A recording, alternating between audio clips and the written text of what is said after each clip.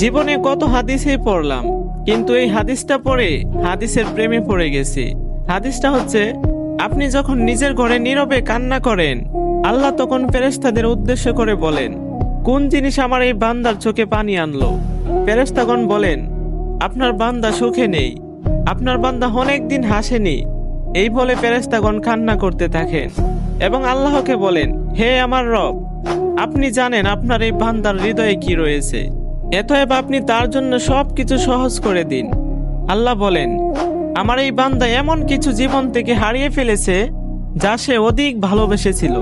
অতএব আল্লাহ বলেন, আমি শপথ করছি, আমার বান্দা যা তার জীবন থেকে হারিয়েছে এর চেয়ে উত্তম জিনিস তাকে এনে দিব, যা দেখে দুনিয়া ও আখিরাতে সবাই আশ্চর্য হয়ে যাবে।